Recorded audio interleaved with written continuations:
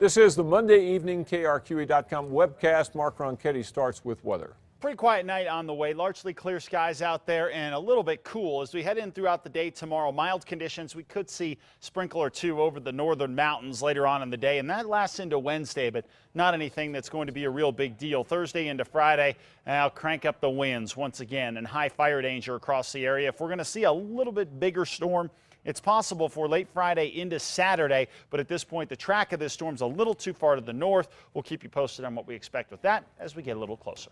Albuquerque Police Chief Ray Schultz spoke out today for the first time since the mayor's office announced his retirement last week. He said his decision to leave has nothing to do with the department's problems, that it's simply time to focus on his family.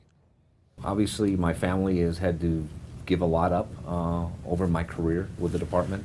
So this summer I've got a daughter getting married, I've got a son being deployed. Schultz has been with APD for more than 30 years, the last 8 as chief. For the past 2.5 years, the department has been under intense scrutiny over the number of shootings by APD officers and other charges of excessive force. When the U.S. Justice Department announced in November that it had decided to investigate the department, Schultz told News 13 he had no plans to retire, that he intended to see the federal investigation through. Now he has modified that to say he'll stay through the fact-finding portion of the DOJ investigation. Schultz says he hopes that he will be remembered for the positives during his time as chief.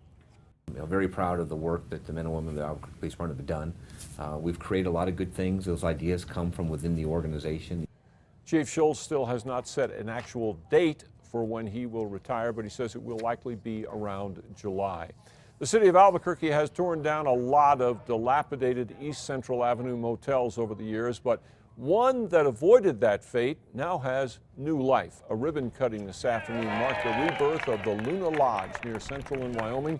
At one point, it was in very bad shape and actually ruled to be substandard, but a nonprofit organization has used millions of dollars in city money and federal grants to turn it into an apartment complex that includes many units for people who are mentally ill, disabled, or homeless.